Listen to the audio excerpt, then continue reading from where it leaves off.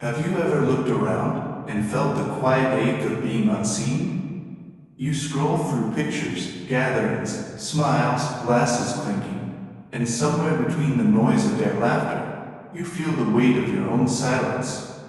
It's strange, isn't it? The world seems to be spinning in celebration, yet you stand still, wondering if something within you has fallen behind. You ask yourself quietly, why does everyone else seem surrounded by crowds, invitations, and endless conversation, while my own phone stays silent? Their lives appear full, overflowing with chatter, constant validation, and yet here you are, in a room where the only sound is the hum of your own thoughts. And then that thought creeps in, soft but piercing. Maybe something's wrong with me. Maybe I'm not interesting enough. Maybe I'm failing at life. But pause. Before that thought takes root, before it convinces you to doubt your worth, listen carefully. What if the silence you fear isn't punishment, but preparation? What if the quiet that surrounds you isn't the absence of connection, but the birthplace of understanding? What if this so-called loneliness is not weakness at all, but the mark of a deeper strength the world rarely recognizes? You see, solitude often visits those who have begun to see beneath the surface, those who are learning to hear truth even when the world is too loud to listen. So stay with me for a while, because once you understand this, you'll never see stillness or solitude or silence the same way again. Think back, honestly, to the last time you shared something truly personal. Not small talk, not a story meant to entertain, but something fragile. Maybe it was a dream you've carried for years, the kind you've built quietly, away from the spotlight. Or maybe it was a fear, what you've hidden behind smiles and polite words. Or perhaps it was simply a question about the meaning of all this, about life itself. And what happened? They smiled politely, they nodded, but didn't really hear you. They shifted the topic to something easier, lighter, safer. A joke, a headline, a meme, and in that moment, your words sank, quietly, like a stone dropped into deep water. No splash, no echo, just disappearance. That moment hurts, not because you expected applause, but because, deep down, you hoped to be understood. You hoped that someone would meet you there, in that sacred space where truth meets vulnerability. But instead, you found yourself alone with your thoughts again. Yet here's the truth few will tell you. That silence you felt in response doesn't mean you were wrong. It means you were speaking from a depth that others could not reach. Most people drift safely on the surface of life. They swim in shallow waters, waters that never demand courage. They laugh at gossip, trade stories about distractions, fill their days with movement but not meaning. And they mistake motion for growth. But you have begun to dive deeper. You're searching for something real, something steady, something that cannot be found in noise. Marcus Aurelius once wrote, "The soul becomes dyed with the color of its thoughts." If your thoughts are rich, reflective, intentional, if they carry weight in stillness, then shallow conversations will never satisfy you. You were made for something deeper. In depth, my friend, cannot survive in shallow waters. Look around carefully. Many people connect quickly because nothing real is being exchanged. They bond over shared complaints, mutual distractions, and fleeting pleasures. Their connection is effortless, but also empty. It disappears the moment the laughter stops. But if you, on the other hand, crave loyalty, truth, and meaning, if you long for conversations that breathe life instead of noise, you will not blend in easily. And that is not weakness. That is rarity. That is proof of depth. I once knew a man who had everything the world worships: wealth, recognition, influence. He sat at tables where champagne never stopped flowing, where conversations sparkled with wit and arrogance. And yet, when the laughter rose, he stayed quiet. When I asked him why, he smiled, not with bitterness, but with clarity, and said, "They roar with laughter over nothing." But when I ask what failure has taught them, the table falls silent. That's when I know I'm in the wrong place. His words stayed with me for years, because they carried the echo of every soul who has ever felt out of place in the shallow world. Perhaps you felt that, too, surrounded, yet alone, present, yet invisible, listening, yet unheard. You might have wondered, is it me? Is there something wrong with me? But what if it isn't wrongness at all? What if it's the cost of carrying a mind unwilling to stay on the surface? What if you were simply built to breathe in deeper waters? Depth is not comfortable. It asks you to sit with silence, to wrestle with truth, to question everything that once felt easy. It demands that you trade instant validation for inner understanding. It strips away illusions and forces you to see the world and yourself as they are, not as you wish them to be. That's why few choose it, because to live deeply is to feel deeply, and to feel deeply means you'll often walk alone. But that solitude, that quiet road, is not empty.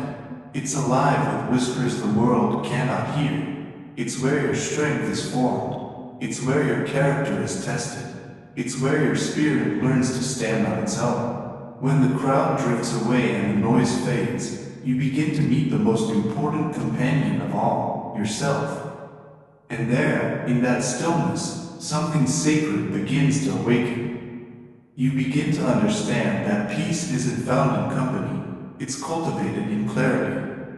You begin to see that being alone doesn't mean being unloved. It means you've stopped settling for half-hearted presence.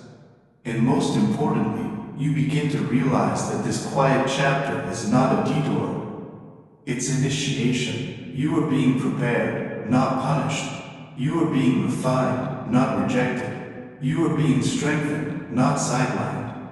So let me ask you, when you find yourself in a room full of laughter, but feel unseen, will you shrink to fit in? Or will you have the courage to stand apart and protect your depth? When your words fall into silence and no one responds, will you stop speaking truth? Or will you honor your voice, knowing that truth doesn't always echo? Sometimes it simply endures. Because here's what the Stoics knew, what Marcus, Seneca, and Epictetus lived by. The measure of your peace is never found in how many surround you. It's found in how deeply you stand when you're alone. So the next time you look around and see crowds where you see none, laughter where you feel silence, remember this: depth does not fear loneliness.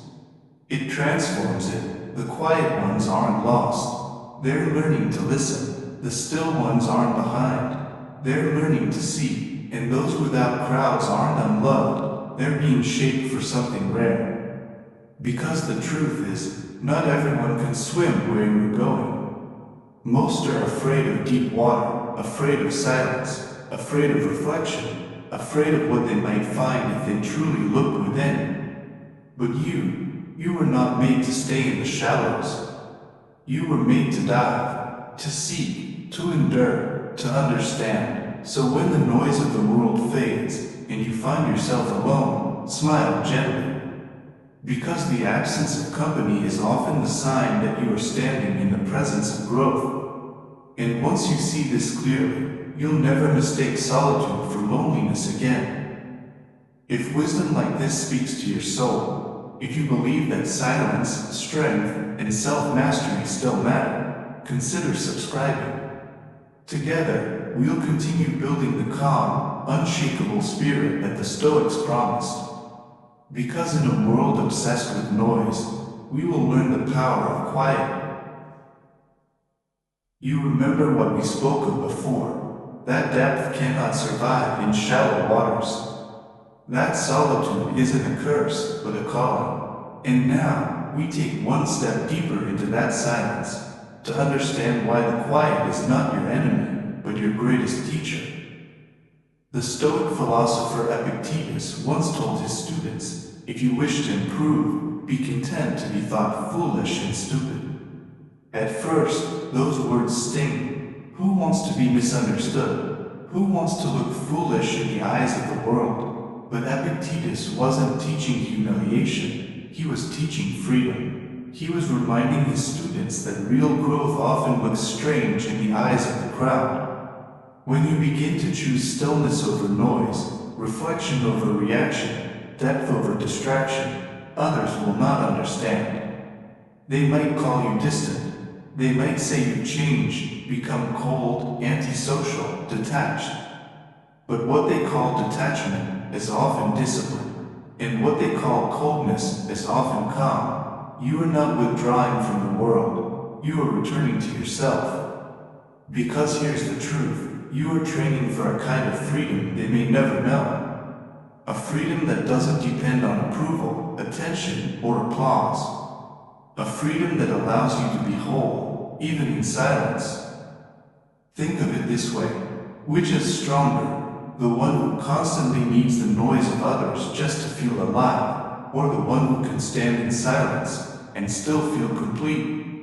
Most people are terrified of quiet. They fill every gap with sound, music, chatter, screens, notifications, anything to avoid being left alone with their thoughts. Because when the noise fades, the mind begins to speak, and often, what it says is uncomfortable. I once heard the story of a young man who attended a silent retreat. Just 3 days, no phone, no conversation, no distractions. He thought it would be peaceful, maybe even easy. But on the first night, he said he felt like he was losing his mind. Every regret he buried came to visit. Every insecurity whispered louder. Every fear he had hidden under years of noise began to rise from the shadows. It was as if silence had opened the door to a room he'd avoided his entire life. But by the third day, something remarkable happened. The chaos didn't disappear, it quieted. He realized those monsters were not outside him. They were within, and silence hadn't created them, it had only revealed them. That moment changed everything. From then on, he stopped fearing solitude. He began to see it for what it truly is, a teacher. Solitude is not punishment, it is practice. It is the gem of the soul, the forge of the mind. When you sit in stillness, you begin to observe yourself honestly. You notice where your thoughts wander when no one is watching. You see how restless your mind is, how it jumps from fear to fantasy, from memory to worry. You see how reactive, how easily distracted, how undisciplined your inner world truly is. And that awareness, though uncomfortable, is the beginning of mastery. Because you cannot govern what you refuse to see. The Stoics understood this deeply. They knew solitude was not emptiness, it was opportunity.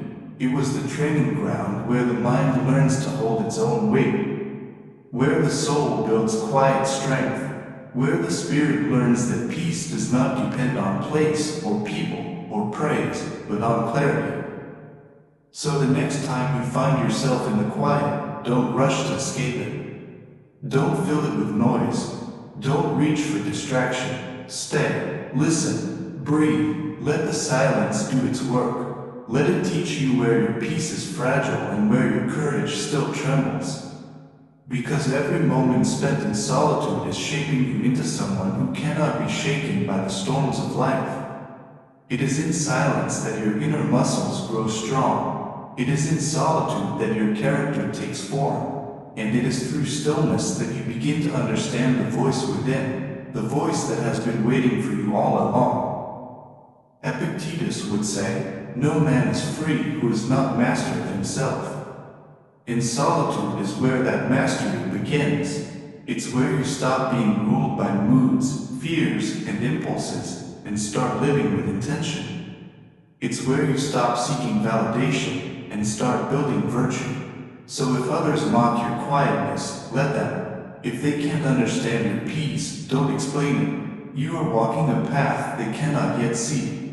Because one day, when the noise around them collapses, they will look for the stillness you've already found.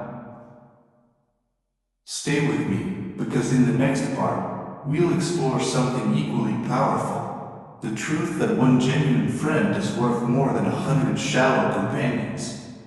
Picture this, 2 tables. At the first, 20 people sit together, the room loud with laughter, the air buzzing with words that vanish before they land.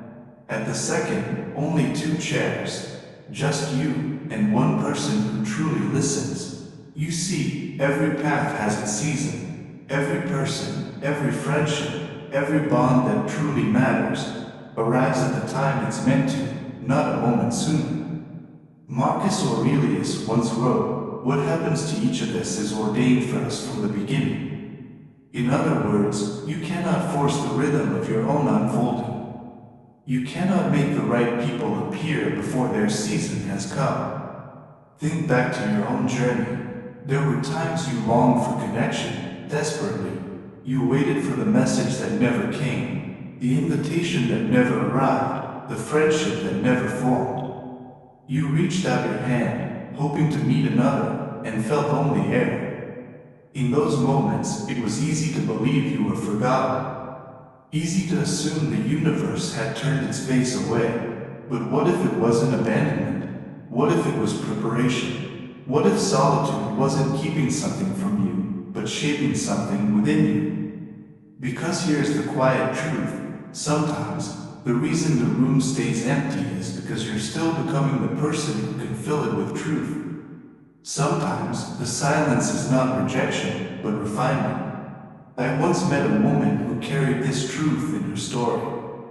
She told me she had spent most of her 20s and 30s feeling invisible. She tried everything, joined circles, attended gatherings, smiled through conversations that never went beyond the surface. She wanted belonging so badly that she dimmed her own light just to fit in. But nothing ever lasted. Every connection she forced eventually faded, like chalk washed away by the rain. Then, as she entered her 40s, something changed. She stopped chasing, stopped pretending, stopped bending herself to be accepted by people who never truly saw her. And in that surrender, something beautiful began to happen. Slowly, almost silently, people who valued her depth began to appear. They didn't come in crowds or noise. They came as quiet souls who recognized her calm. She told me once, with a soft smile, if they had come earlier, I wouldn't have been ready. And if I had kept changing myself just to belong, I never would have met them at all. Those words hold a timeless truth. If you dim your light just to blend in, the ones who could truly see you will never even notice you. But when you stand firm, even when it's lonely, you become a beacon. And beacons never chase ships. They guide them. So yes, your season may feel long. The winter may seem endless. The silence may stretch across the days like unbroken snow. But remember, nature never rushes, and yet everything blooms in its time. The flower does not beg the sun to rise sooner. It simply waits in quiet confidence, knowing the light will come. And so will you. The right people will arrive not to rescue you from loneliness, but to walk beside your strength. Not to fill your emptiness, but to join your fullness. So hold your ground, stay true to your values, because when they come, they will recognize your depth, because they carry their own. They will not be frightened by your silence, but drawn to it. They will not need you to be someone else, because your stillness will feel like home to them. Now, let's bring it all together. What does the lack of friends truly mean for your life? What if it's not a sign of failure, but of formation? Stay with me for this final reflection, because once you understand it, you may never see yourself the same way again. Conclusion: the hidden meaning of lack of friends. So what does the lack of friends really mean? It means you have standards. It means you would rather walk alone than follow a crowd heading nowhere. It means your soul has grown too wise to be satisfied with noise. It means you are learning the rare art of being at peace within yourself, training your inner strength so that when the right people arrive, you will not cling to them out of emptiness, but meet them in fullness. Because when two whole souls meet, they don't complete each other, they expand each other. Einstein needed solitude to create. Marcus Aurelius found his calm in silence. Seneca warned that the crowd often runs toward emptiness, and Epictetus reminded us again and again, self-mastery is the only true freedom. So when you sit alone, you are not abandoned. You are in the forge of your own becoming. You are being strengthened, shaped, refined, so that when your time comes, you can stand firm, unshaken, unafraid. Better to stand alone in truth than sit comfortably in a crowd built on illusion. Better to be real and few than popular and hollow. Better to know peace in your own heart than chaos in someone else's applause. So if your path feels quiet today, take comfort. This silence is not your end. It is your beginning. It is the space where your soul learns to breathe before it speaks. And one day, when you look back, you'll see that this season of solitude wasn't a pause in your story. It was the foundation of everything that came after. If this message spoke to your soul, you can tap the thanks button to support the channel and comment below. Quality over quantity. That will be your pledge, your quiet vow, to keep walking the Stoic path of strength and calm. And before you leave, choose the next video on your screen. It may not only change the way you think, but the way you see yourself. Because even in silence, you are never alone. You are growing, you are becoming, and your light, steady, patient, and rare will guide others home.